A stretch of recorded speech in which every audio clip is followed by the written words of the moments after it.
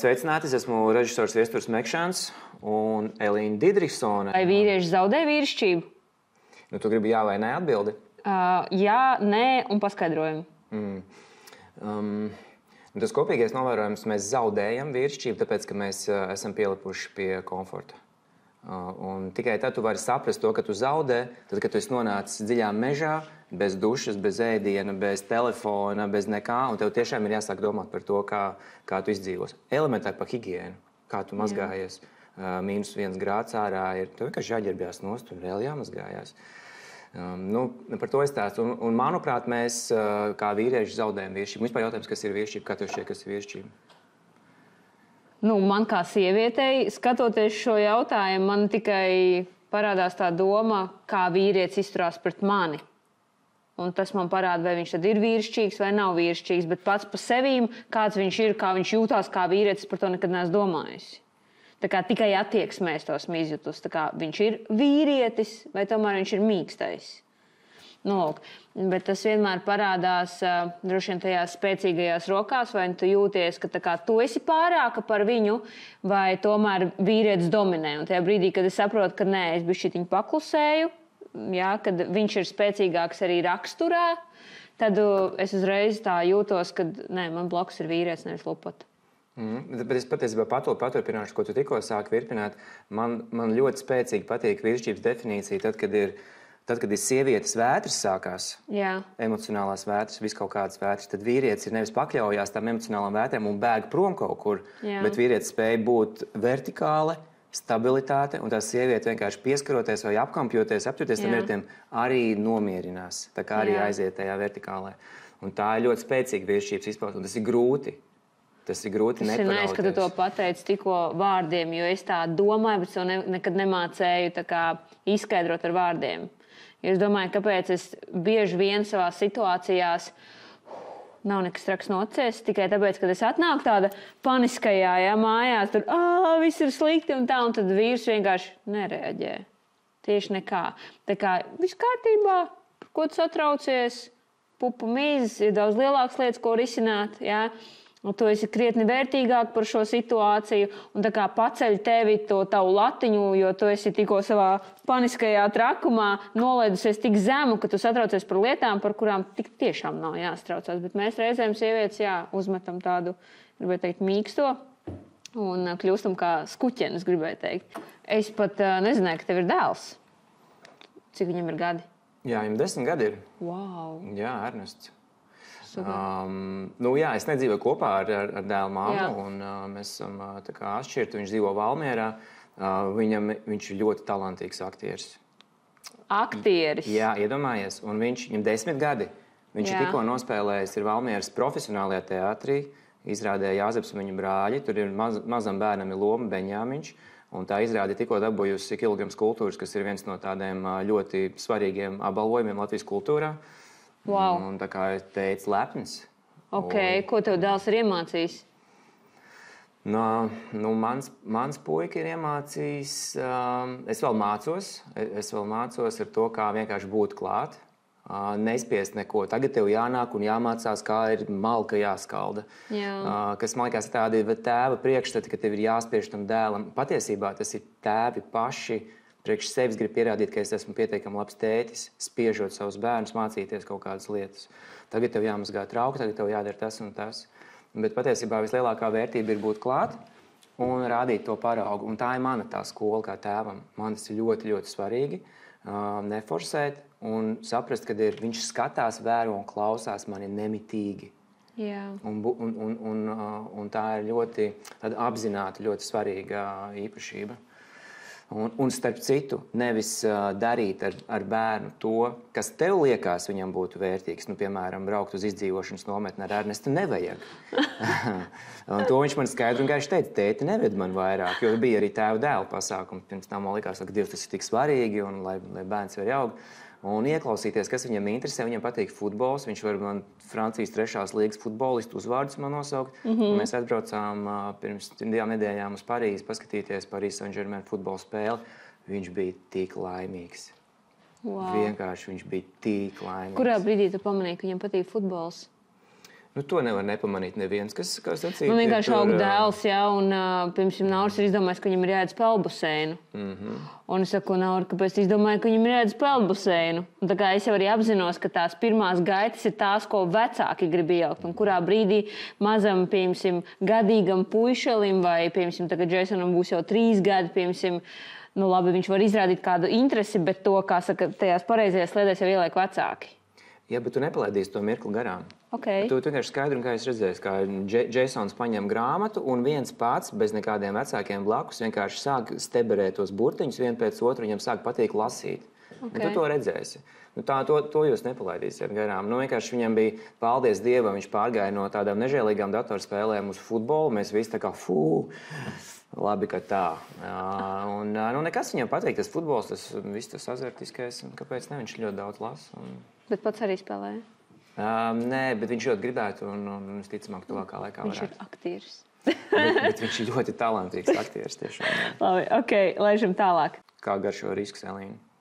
Kā atšķirt, vai pastāv veselīgs vai neveselīgs risks?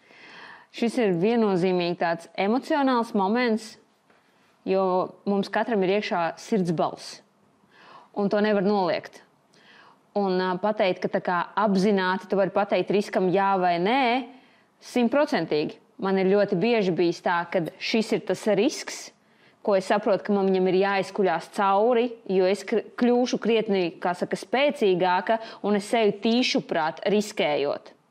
Ir momenti, kad tu saproti, ka tas ir pārgalvīgi, ja, un ka tu jūti, nevajag, bet varbūt dēļ savas spītības, dēļ tā, ka tu gribi parādīt savu raksturu, tu vienkārši ej mauc iekšā. Piemērs. Mans vīrs ir ļoti pārgalvīgs reizēm, un viņam patīk tērēties.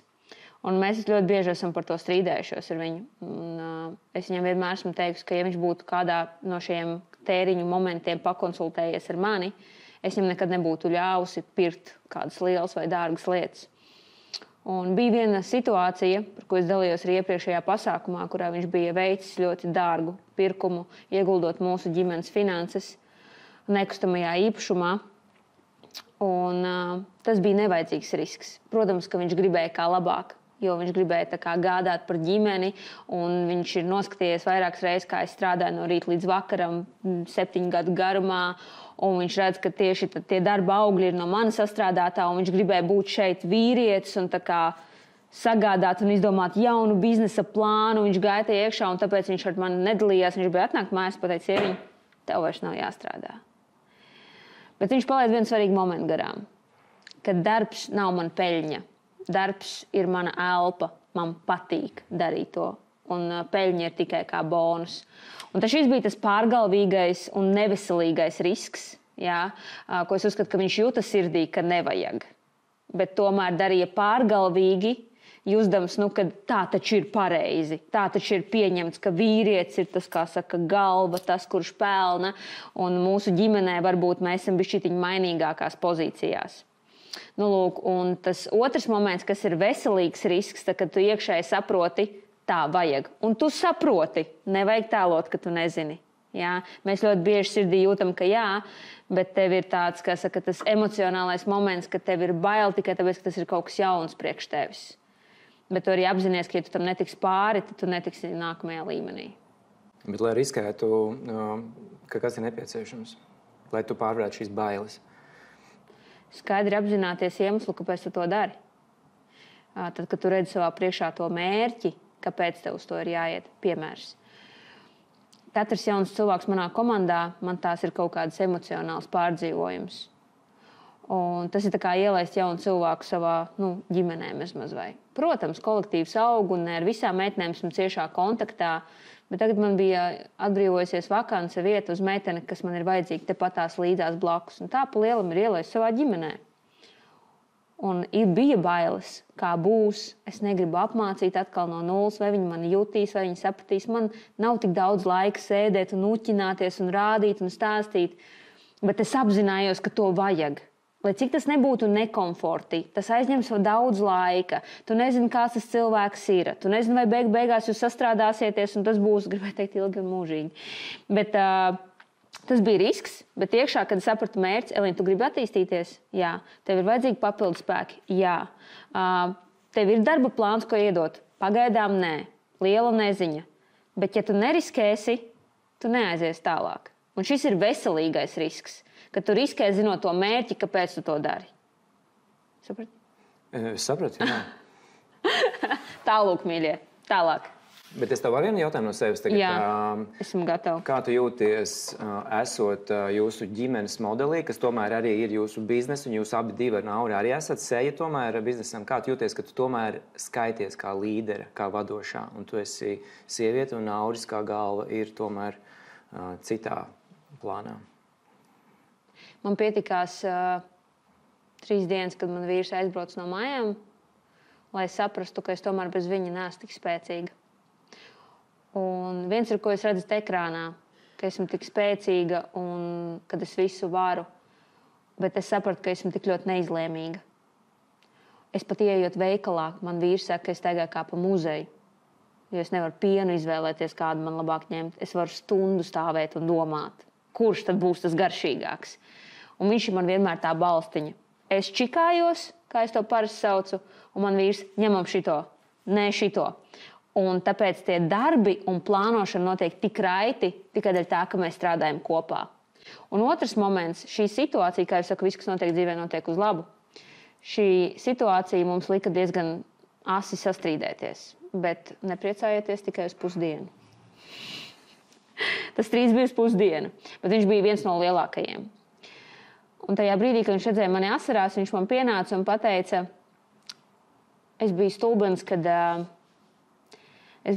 kad es tevi nesadzirdēju, kas ir tas iemesls, kāpēc tu tā strādā. Man likās, ka tu strādā, jo tev patīk tā garša, ka tu redzi, ka mēs pelnam, un ka es vienkārši muļķis to neesmu pamanījis. Un kopš tās situācijas mans vīrs ir tik spēcīgi iegājis iekšā biznesā, ka viņš ir viens milzīgs, spēcīgs atbalsts, un ja bez viņa es nevarētu neko darīt. Jo iepriekš tā nebija. Iepriekš tiešām es dominēju. Bet tā situācija apgriez visu kājām gaisā. Gan komanda to jūt, redz, kāpēc. Jo es viņam teicu, vai tev tiešām liekas, ka tu savu biznesa plānu, kā sacīt, redzot, kā mēs strādājam, var tagad, dēļ tā, ka tev ir nauda, ieguldīt, un tur naudiņa pati nāks? Tu ļoti labi zini, ka tā nav. Katrā biznesā ir kārtīgi jāmačī, lai peļņa būtu. Tad jau miljardieri visi pelnītu krietni vairāk. Tikai tā, ka viņam ir piķis. Tev ir jābūt klātesošam jebkurā biznesā. Un šis modelis viņa apgriez kājām gaisā, un viņš teica, come on, ja mēs redzam, ka šeit ir peļņa, tad mēs ejam iekšā tur kopā. Un tāpēc mūsu rezultāti uzņēmumā ir pacēlušies plus 20%. Jūs patiesībā esat īstenībā rītīgs tandēms. Kad tu nevarētu bez Naura. Nevarētu. Un tas arī ir saistīts vispār ar attiecību to modeli, ka jums kaut kāda tā ķīmija, kas vienu otru tā kā bagātina un nes augšā. Tā ir ļoti, ļoti svarīga lieta vispār attiecībās, kā meklēt to partneri. Jā. Kā tu jūties kopā ar otru cilvēku un kas mainās tavā dzīvē, kad tu satiec to otru cilvēku. Tas, ko tu tikko teici par tām bailēm no jaunas meitenes tavā ģimenē, kas pēc būtības ir darbiniece, jums jau arī pēc būtības mainās arī kaut kāda ķīmija un kaut kas arī sāk izmainīties. Tas ir izrašana atkarīgs, cik tu pielaidi. Es vairāk par to, ka mums visiem patīk komforts. Man patīk darboties ar savām pamatmeitenēm komfortā. Es zinu, ka man tur nekas nav jāskaidro. Viņa pienāk, viņa jau zina, kā ir jāizdara. Man nav jāmāc, man nav jāvaktē, man nav jāskaidro. Bet es mīlu to procesu, un tas ir komforts. Ja un cilvēku paņemt, ko tas nozīmē? Pārbaudīt, pačekot, izskaidrot. Kāpēc mēs tā darām? Kāpēc mēs šitā nedaram? Tas ir laiks, un laiks ir dārgs. Super. Man liekas, ka Nauris ļoti vīrišķīgi izdarīja, pasakot, es esmu muļķis. Tā ir parādīt savu... Tas izkausē man sirdi. Es gribēju teikt, jā. Nē, kad vecs parāda savu ievainojamību, tā ir vīrišķība, manuprāt. Tas ir baigais spēks parādīt, ka es tomēr kaut kur esmu arī kaut kādus mēslus savārījis. Man tas nozīmē nereāli daudz. Tāpēc teicu, mēs sastrīdējāmies uz pusdienu, jo tas man bija tāds... Tomēr to atzīsti. Man ar to pilnībā pietiek. Nevis, ka viņš man maltu pretī. Nē, tomēr man bija taisnība. Kur tieši? Ka man būs jāturpina močīt, tāpēc, ka tu esi iztērējis gandrīz visu mūsu ģimenes budžetu. Jā, un arī vēl viena vīrišķības izpausme nelikt sievietei justies vainīgai. Jā. Kas ir tavs varonis? Vai tev tāds ir vispār? Es nekad tā baigi atklāt neesmu nekad runājis par to savu varoni, bet, ja es tā ļoti, ļoti godīgi atbildu sev, tad mans varonis un paraugs ir mans tēvs. Wow. Ļoti, ļoti daudzās izpausmēs. Es vienkārši tiešām arī skatos un mācos no tā, kā viņš ar cilvēkiem apietās, cik viņš ir empātisks, cik viņš smalkjūtīgs un pieklājīgs, un kā citi cilvēki pret viņu attiecīgi izturās, kā viņš biznesā strādā, viņš ir uzņēmējs liels. Tā kā, es pats nebiju sev pieķēries pie tās domas, bet laikam tas ir ļoti svarīgi katram cilvēkam tā kā skaidri un gaiši apzināties, ka patiesībā, ja mums ir kaut kādi paraugi, pateikt to skaidri un gaiši. Jā, un man laikam ir mans tēvs. Elīna, kas ir tavs varonis? Es gribu būt romantiska, jo es tagad tā padomāju, mans vīrs ir vai ne tāpēc, ka esmu samīlējusies, bet viņš ir reāli mans varonis. Varbūt tāpēc, ka daudzas lietas, ko es neesmu pamanījis savā bērnībā, kur tu saki, tev tēvs ir, jā, kas man ir trūcis. Un man likās, ka, kad es satiku Nauru, nav iespējams tik perfekts cilvēks. Pat lietas, kas viņam ir kā mīnusi, es ar viņiem ļoti labi sadzīvoju. Un es tos varu mierīgi pārvarēt. Bet tās rakstura īpašības, laikam, es tik ļoti esmu dzīvē slāpusi pēc tām vai meklējusi kaut kādās attiecībās un redzot viņām, man liekas, nevar būt tik perfekti. Tas nav iespējams. Tas viņa raksturs, un kā viņš man saka, mīļā, tevi neviens nevarētu paciest. Paldies, mīļais, piekrītu. Viņš saka, tikai es varu nodzīvot tev blakus. Jums tā liekas, ka es tāda pozitīva, smaidīga, bet īstenībā esmu diezgan stingra un reizēm pat arī riebīga. Labi, Elīna, ļoti foršs jautājums un patīk. Ko tu sev pateiktu pirms 1 gada savam es? Savam es? Esi vēl disciplinētāka. Kaut gan daudziem liekas droši vien, ka es tāda jau biju. Bet sev tā kārtīgi pieķērusi esmu tikai pēdējo 2 gadu laikā. Otrs moments. Sāc analizēt to, ko tu dari. Agrāk es dzīvoju fanātā par to, ka man kaut kas sanāk, es redzēju rezultātu, bet es nekad neveicu analīzi. Man bija tā kā vienalga. Man visu laiku likās, ka man ir paveicies. Varbūt tas arī no apkārtējo viedokļa tāds, ka, tev jau paveicās. Bet nē, visi darbā slēpās tikai ar kārtīgu analīzi. Un tā kā es neesmu cilvēks matemātiķis, man nepatīk lasīt vai grāmatas, vai tur studēt un vispārējais. Es vienkārši, kā bija, tā bija. Šodien pārdevās super, paveicās. Notrāpījām vienkārši. Un tad, kad tu redzi, ka nevar tev 7 gadus tā veikties. Un mēs pieķērāmies pie analīzes, un tad man likās, Elīna, kur tu biji agrāk? Tu savus rezultātus būtu varbūt krietni augstāk jau sasniegusi tikai dēļ tā, ka tu analizē. Otrs, turi fokusu. Es agrāk sevi ļoti vainoju pie tā, ka man teica, Elīna, tev nav draugu? Kur tev ir draugi? Kāpēc nevienu nepavadi? Jūs ar vīru tā kā divatā, un es no tā kautrējos. Zini, kāpēc? Tāpēc, ka es nebiju atradusi tos cilvēkus, ar kuriem es tiešām līdzās jūtos komforti, un es jūtu, ka es esmu vērtīgi pavadījusi laiku. Man bija tā, ka es pēc tikšanām jūtos vienkārši tukša un tāda, kā man to vajadzēja? Tikai dēļ principa, ka man ir kāds stāstījis, ka esmu ar kādu kopā, ko es cenšos kādam pierādīt. Un man patīk saturīgi pavadīts laiks, kad es jūtos, vai es esmu bijis kādam vērtīgi, vai savukārt es esmu kaut ko iegūs no tā. Un tāpēc turēt fokusu nozīmē arī filtrēt, ar kādiem cilvēkiem tu pavadi laiku. Un ja tev apkārt nav draugi vai cilvēki, kuriem tu vēlēsi līdzināties, kuri tev ir kā piemērs, tad labāk nedari to. Un esmu iemācījusies fokusēties uz savu mērķi. Tas nozīmē vai turēt priekšā cilvēku, kas ir 10 soļus augstāk virs tevis, vai klausīties un fokusēties uz savu mērķi. Un kā to var darīt? Klausīties, iet apmācības, klausīties podkastus, runāties ar sev tuvu cilvēku, piemēram, mēs ar vīru. Tādā veidā tu esi tik ļoti fokusējies uz savu mērķi, un tu viņu var sasniegt tik viegli. Tikai tāpēc, ka tev ir cits domu gājiens. Un to agrāk es nedarīju. Tāpēc arī rezultāts nebija tik labs. Tālūk. Super. Ko tu man vari pateikt šajā atbildē? Ko es sev? Ko tu sev būtu pateicis gadu iepriekš? Es būtu ļoti pragmātisks. Es būtu momentāli sev teicis, lien iekšā maksimāli ātri sociālos mēdījos. Cik labi, ka es parādījos tavā dzīvē? Arī, jā, bet katrā ziņā tas ir... Tu biji par to domājis?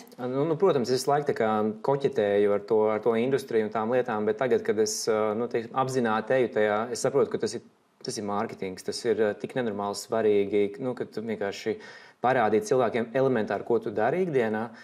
Un tu visu laiku dzirdi tos lielos meistarus pasaulē, tu dzirdi Gary Vee, kurus klausos, visus Amerikas podkastus lielos, viņi visi saka vienu to pašu, maksimāli investējies sociālos mēdījos, maksimāli.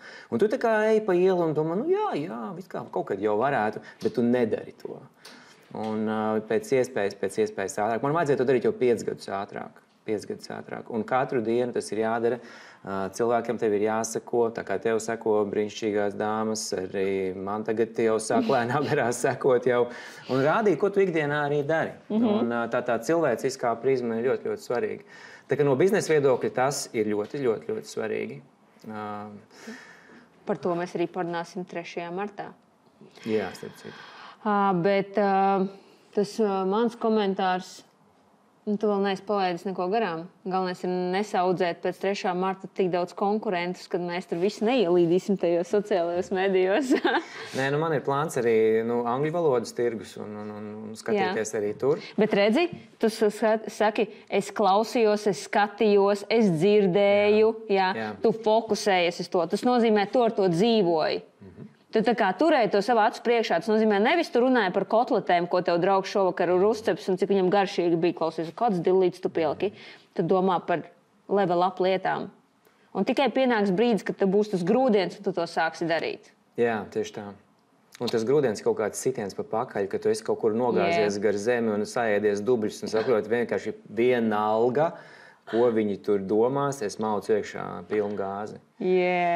Man jābrauc ir vēl pilnīgā gāze. Es domāju, ja tu nākošais tieši tā, un ja tu man nākošais gadu uzdod to pašu jautājumu, es teiktu, šodienas viesturam, tu galīgi, ko tu vispār neko nedari. Tu haltūrē reāli viesturi.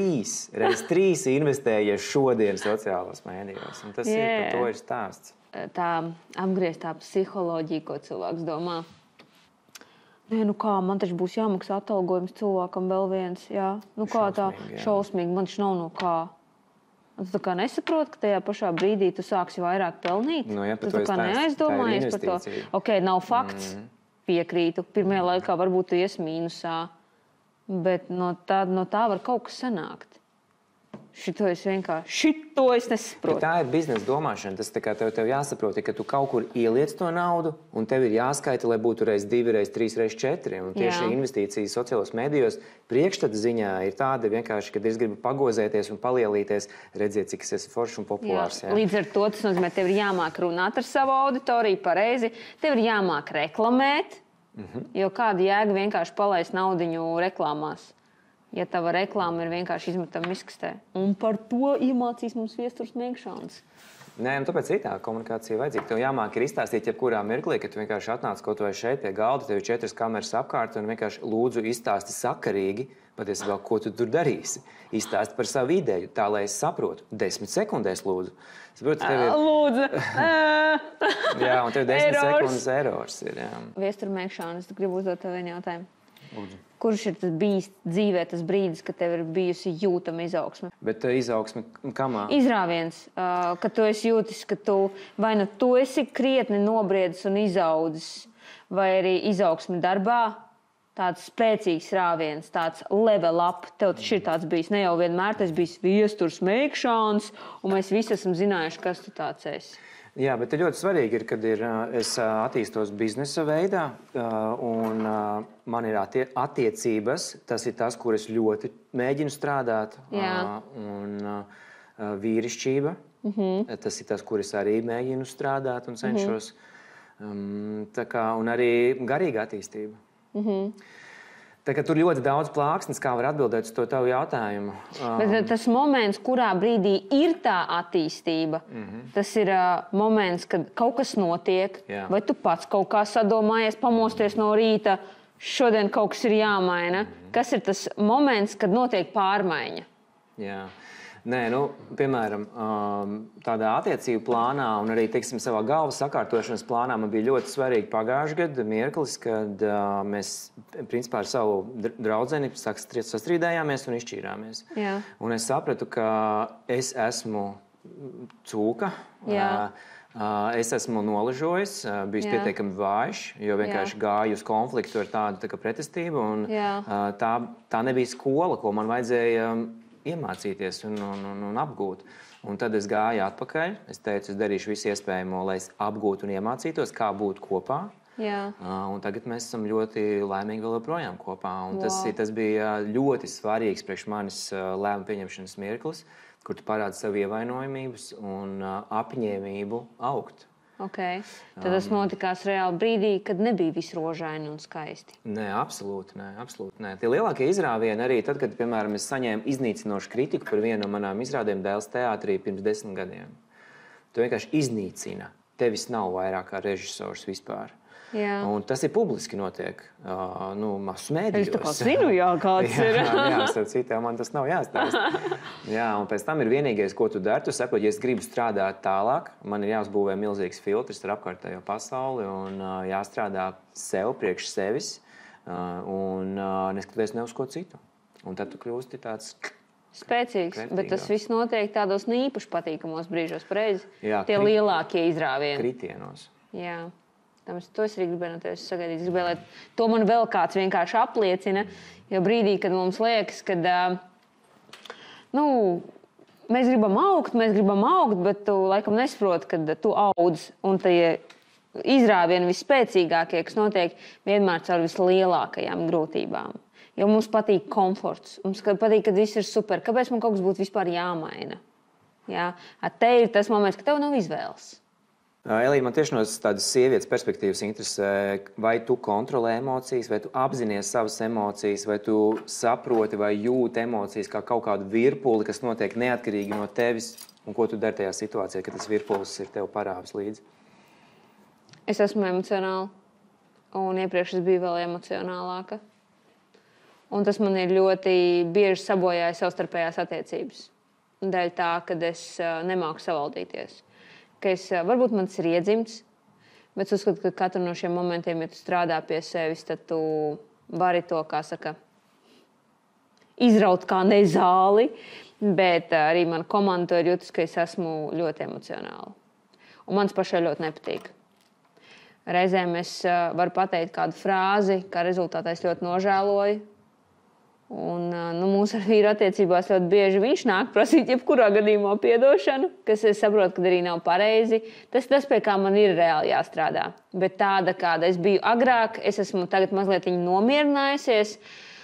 Un mazliet labāk jau māku savaldīt savas emocijas, tāpēc, ka diena pati pa sevīm ir tik ļoti emocionāla, un ja es saprotu, ka ja es vēl bārstīšos apkārt ar visu šito savu sieviešu uzplūdumu, es vienkārši vakarā būšu izpumpēta, sagurusi, jo tas jau arī no tevis kaut ko paņem. Tāpēc, ja man bieži vien vakarā vīrs atnāk pie manis runāties, un es varētu sastresoties un bļaut, un tagad kā tu tā, kāpēc nevarēju nokontrolēt, vai vēl kāda situācija, saprot, Helīna, nomierinies. Tā kā nav jēga. To var pateikt mierīgi vai atslāpt nedaudz, bet tu uzkāpi tagad uz tādas tēmas. Šis ir tas moments, pie kā man ir jāstrādā. Ko tu vēl neproti emociju ziņā un ko tu gribētu apgūt kaut vai tuvākajā laikā? Es gribu iemācīties nepateikt savas emocijas. Ļoti bieži vien arī man apkārtējie cilvēki tās emocijas, pat ja es nepasaku, viņi redz joprojām manā sejā. To var nolasīt. Man pie savas mīmikas arī ir jāstrādā. Bet zini, kas palīdz reizēm? Kad asā momentā es vienkārši aizēju projām. Kaut vai uz 2 minūtēm. Lai neredz ne manu seju, ne manas emocijas. Jo tā kā esmu cilvēks, kurš ļoti ātri piedod un ļoti ātri māk, kā saka, nomierināties, es varu jau pēc 5 minūtītes atnākt, tā kā nekas nebūtu noticies. Un tādā veidā tu vari nesavārīt ziepes, bet ar adekvātu prātu stāties priekšā šai situācijai un par to runāt. Tā ir mana atslēga. Kas ir tas iemesls, kamdēļ tu vēlējies piedalīties ar maniem pasākumā 3. martā Un vai tas apzinoties to, ka tur būs 400, varbūt 500 cilvēki, tev liks iekšēji satraukties vai stresot, vai tu jau esi sen pārkāpis pāri šim momentam un tas tev galīgi vairs nestrauc? Man godīgi sakot šķiet, ka tu esi ļoti vērā ņemams biznesa paraugs Latvijā un ļoti daudzām mazām uzņēmējām un uzņēmējiem. Principā, kā būtu jāstrādā un kā būtu jādomā no darba ētikas viedokļa un no sasniegumiem. Ir tik daudz visādi gudru biznesa cilvēki, kuriem ir 10 000 apgrozījums 10 gadu laikā, un viņi visi kaut ko ir izmēģinājuši un tik to, bet katrā ziņā tev ir leģitīmi cipari, ar kuriem tu vari lepoties. Un strādājot tikai Latvijā, tas ir ļoti, ļoti sarežģīti. Un, man liekas, tu esi parādījusi ļoti svarīgu arī tādu iekšējo kvalitāti pārējiem, kā tam ir jāizskatās. Kāpājam, maucam, tā ir disciplīna, risks ir visu laiku, problēmas ir visu laiku, bet tavs uzņēmums auga. Katram ir citas nozares, kāds ir ceļu būvnieks, kāds ir, sniegavīru būvnieks, vienalga, kā tās nozarēs katrs darbojās. Bet tie principi, kurus tu un Nauris ir izkopuši, tie ir ļoti, ļoti svarīgi. Jā. Un nepavēlti tev tur būs 500 dāmas, kuras gribēs dzirdēt tos principus. Manuprāt, viņām ir ļoti svarīgi ne tikai to principu, viņas sajutīs to principu, bet arī pateikt, dāmas un kungi, rītdien, ziniet, kas jums jāizdara ir 1, 2, 3. Tad, kad jūs to izdarīsiet, atsūtiet man īziņu. Ja jūs to neizdarīsiet, jūs paši ļoti labi sapratīsiet, ka jūs to neesat izdarījuši. Vienkārši pieceļam savus pakaļus, ejam mājās un izdarām. Un tā lielākā lieta, kas mūs visus bremzē, ir nedarīšana. Jā, jo informācija ir visur. Mēs vienkārši nedaram. Un tu esi paraugs darīšanai. Tāpēc es piedalos pasākumā ar tevi. Es redzu sevi kā tādu puzles gabalu, kas var iedot iekšā mērci, saturu, zināšanas, kas ir saistīts... Stratēģiju, tehnisko daļu arī. Jā, bet arī ar komunikācijas lietu. Jā. Kā šo te aktivitāti, tavu nenormālo enerģiju, kas ir, es Latvijā nezinu nevienu enerģiskāku cilvēku par tevi. Vienkārši ir temperaments nenormāls. Bet tie nav komplimenti, tas ir tāda režisoriska analīze šoreiz. Super. Ja mēs tajā pasākumā vēl iedodam tādu komunikācijas izjūtu un domāšanas veidu, kur mums tā enerģija ir jāvirza, tad tas var būt ļoti spēcīgi tiem 500 cilvēkiem, kas atnāks uz to pasākumu.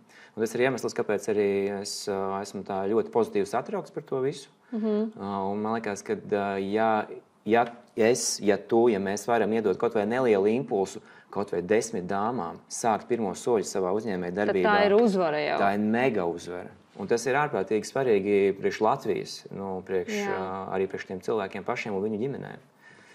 Es piedāvāju tev tieši tāpēc, ka es joprojām atceros to mūsu pirmo tikšanos. Ja tu redzētu manu seju, tā pirmā tikšanās, es pat dzīvē nevaru iedomāties, ka kaut kas tāds Latvijā notiek, ka tas, ko tu māci, jo es biju kaut kādā savā lūzuma punktā. Vispār es pie tevis vērsos, man liekas,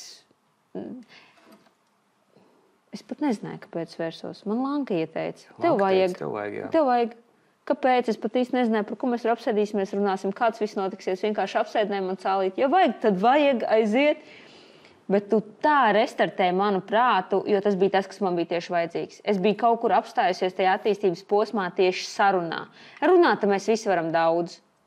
Bet saturīgi runāt, tā kā ielikt tevi grožos, rāmjos.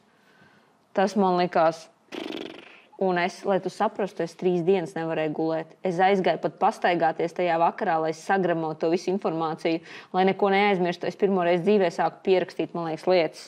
Tā, ko viņš teica, tā, davai izmēģinam, aiziet, es ieslēdzu kameru, sāku mēģināt, sāku testēt, un vienkārši tas tavs domu grauds vienkārši izlobījās no tādas čaumaliņas vaļā, un es sapratu, šitā tās lietas ir jādara. Tāpēc man ļoti gribējās, lai šāda atklāsme, kaut vai daži punkti nāktu kā atklāsme kādam citam, kurš vēlās startēt. Jā, super. Jā, to mēs izdarīsim. 3. marts. 3. marts. Tas arī viss tev ir jābūt. Yeah? Super. Super. Labi. Kat?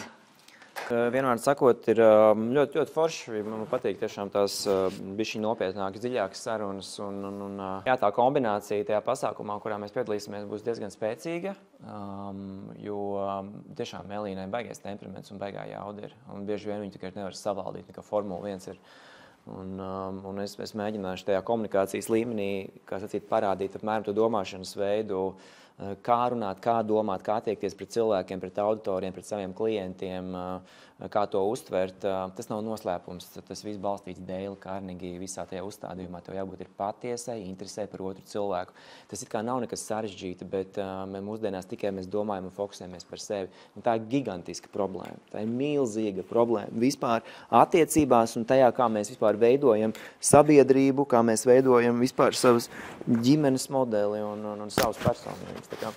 Tā kā tas uzstādījums 3. martā būs vairāk vai mazāk saistīts ar to, kā būt patiesiem un godīgiem. Labi, laižam!